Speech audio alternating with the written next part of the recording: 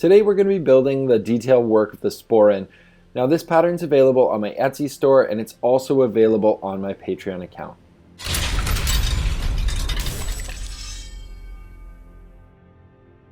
Now if you guys are new to the channel, this is actually part 2 of a video. Ethan and I did part 1 where he built his own black Sporran, he completed it, but he didn't want to do some of the detail work that I wanted to do. So I'm recreating a second Sporran today, and I'm going to be doing the detail work that I have available on my pattern, and I'm also going to be making the 3 tassels on it.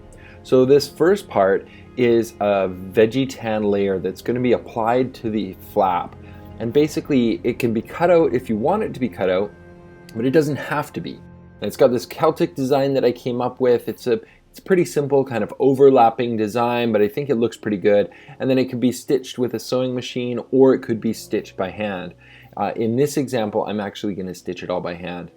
Now what I've done is I've wet the leather on one side and I've taped the back of it. The reason I've taped the back of it is because I'm going to cut out this version and I don't want the leather to stretch too much when I tool it. So taping the back actually just keeps the leather from stretching too much. Now I've got my Al Stolman swivel knife. I don't love this knife. Those jewels on it are a little bit cumbersome underneath my fingers. And as always, I'm using a ceramic blade. Now I have all sorts of blades. Over the years, I've used really expensive blades, wide ones, flat ones, all sorts of different ones. But the blade that I seem to go to all the time is this one that has this angle cut on it, and it's the wider version of the ceramic one. It's from Tandy. I'll put a link down in the description of this exact blade.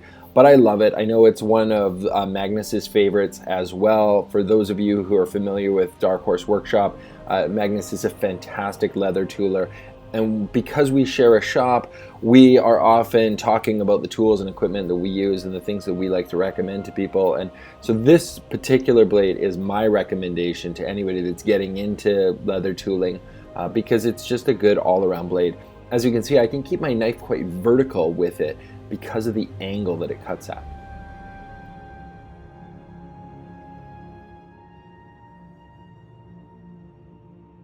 Once you've done all the swivel knife cuts, now it's time to move on to beveling. Now I'm just going to use 2 simple, smooth, angled bevelers on this particular project, and I'm going to use a maul that's fairly lightweight. Tooling in general, you have to learn to feel the leather. I mean, there's a certain amount of moisture content and there's a certain amount of thickness, and even the hides vary from hide to hide. So there's no real way for me to articulate like the exact style of how you get the right impression or how you get a certain impression, because oftentimes we're trying to create different looks. Like in this particular project, I didn't actually want it to be like super smooth and really, really refined looking, because I wanted to have a handmade quality. I'm going to be doing some hand stitching on it. And so I'm being a little bit loose with my tooling. I'm lifting my tool a little bit more often than I would if I was trying to do something that was more manufactured and pressed looking. Also, I know that I'm going to be antiquing this, so I want it to be fairly deep. I'm not doing anything to the raised Celtic design in this portion. I'm leaving it kind of flat on top. But I also was not particularly careful about how I swivel cut it, and I want it to have a bit of variation, because in our line of work in filmmaking, we are often asked for things that look handmade, and what the aesthetic quality of handmade is that it's not actually very precise. So sometimes we purposely make the line variation or the width variation just so that it appears to be handmade, which is something that is not always the right look for every project. So now that this has had a chance to dry overnight, I'm going to peel the blue tape off the back, and I completely forgot to mark the inside cutout. So I'm just going to put the pattern back on. I'm going to use my knife to mark the corners and the curved edges, and then I'm going to use a straight edge whenever possible to make a nice straight line where I need it. And then I'll have to cut this inside out quite delicately, and I want my knife to be super sharp. So if you guys are using a dull blade, just stop it. Use a strop whenever possible. You'll see yeah, here we go. I'm going to strop my blade, because what I want to do is make sure that I'm getting a really, really clean cut when I do these. It's better than taking multiple passes if you can just do it in one cut. So now that I've completed that piece, I'm just laying it on the Sporran flap because I kind of wanted to get a visual idea of how big a bevel I wanted to put on the edge. What I decided to do was do a very, very fine bevel on the bottom edges where I'm going to glue it down.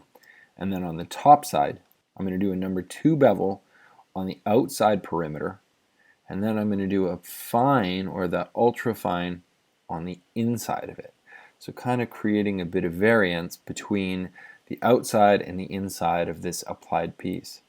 You should also be able to see here how sharp my bevelers are. Almost no effort to take this edge off. I'm going to use this fine beveler on the top as well, just because I want it to just be a little bit different, have the outside edge and the inside edge have a slightly different profile. If I can't get into the corner with the beveler, I'll often just clean up with a really sharp knife. Now we're finally getting to the fun stuff. Now that the shaping's all done, I'm just going to use some dye. Now this is a bottle I have in my shop all the time. It's a Beveling's medium brown leather dye mixed with 99% alcohol.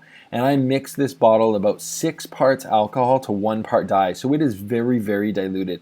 That allows me to put on 2 or 3 coats to get exactly the desired color that I want, because there's very little pigment in each coat that I put on. I want this to look a little bit used, and I can start that process right away. I can just rub that dye in, just give it a quick little burnish.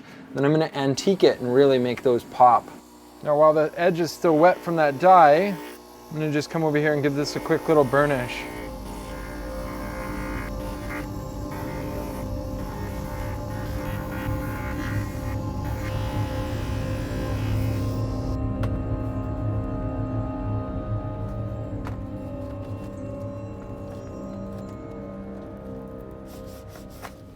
Now, I tend to use a little bit less antique than other people, and I kind of like that. I like that it's just a little bit a highlight in there, so I want it to just have a little pop of dark brown in there.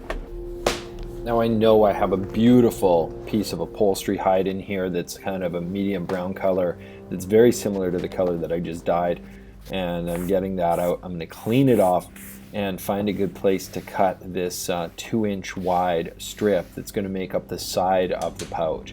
Now if you guys don't remember from the previous video, you need to go back and watch part 1, because you can see how Ethan sewed this all together, and we went through the steps of how to put it together, but I'm not going to show you in this video.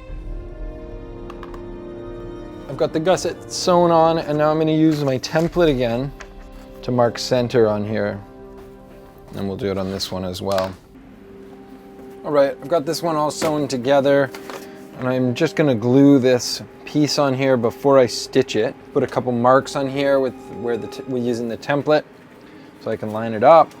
And then I'm going to use this piece that I cut out of it as a little guide. I'm just going to pop that out like that, and then I can just trace around it with this little roughing tool, because I want that glue to stick. Today I'm using the LePage water-based contact cement, and it does take a little bit longer to dry. I know Richard absolutely hates it, but aside from taking a few minutes longer to dry, it actually works extremely well. It's easy to apply, and it adheres extremely well. I'm using a rawhide mallet to set this contact cement because contact cement likes to be hammered. It wants to have a physical force pressing it together. The great thing about contact cement is as soon as you've hammered it, it is set. The only weighting with contact cement happens before you've actually put the 2 pieces together. Once you've actually made contact with them, you're good to go. You can get out your pricking irons and you can start to put in all the holes for your hand stitching.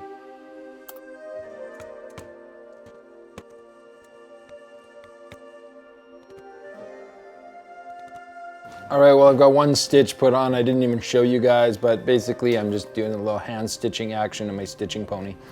This is a 2-needle saddle stitch, and I was trying not to make this into a stitching tutorial, so if you guys are interested in having me do a stitching tutorial, just let me know in the comments below and I'll go over this in detail, but it's the stitch that I use all the time. So now we're pretty much done. We're just getting into the final assembly. We're going to put on the belt and we're going to put on some of the hardware. So I'm just punching a hole in the center. Now this is going to be the stud. So I'm using threaded studs. You could easily use a setting stud that you set with a hammer. This one you just put a little bit of crazy glue on the inside and screw it on. And then you can use a keyhole punch for the flap, or you could just cut a round hole and put a little slit in it with a knife if you don't have a fancy punch.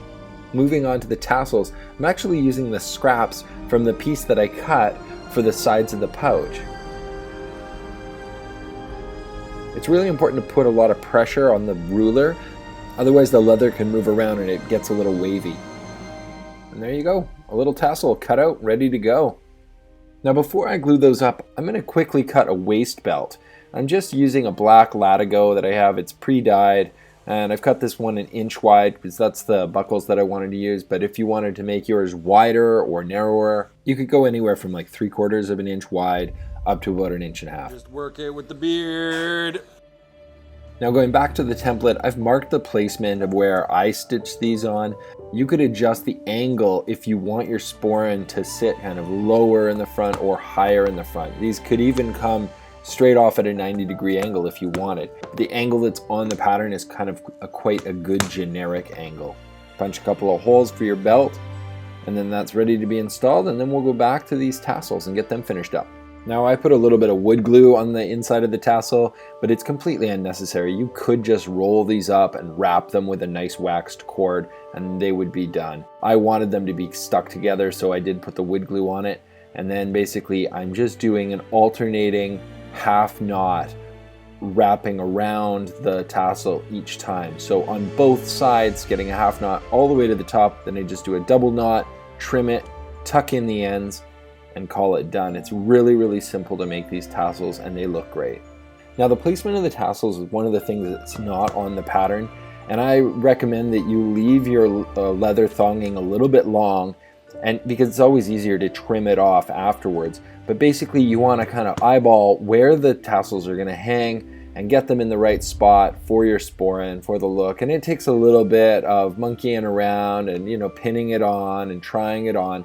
So that's why I did all the belting and stuff first, so I could figure out where my tassels were going to go. I used a diamond-shaped awl to punch the little hole, so I'm not actually removing any material, and then stretch it out over the rivet. So I just need to set these last couple rivets, and I wanted to put a little belt keeper on here, so I just threw one together, get that riveted, and then I'll rivet on the buckle, and this sporran's going to be ready to go. Well, now this is the part of the video where I'm supposed to show you guys some awesome B-roll of the sporran.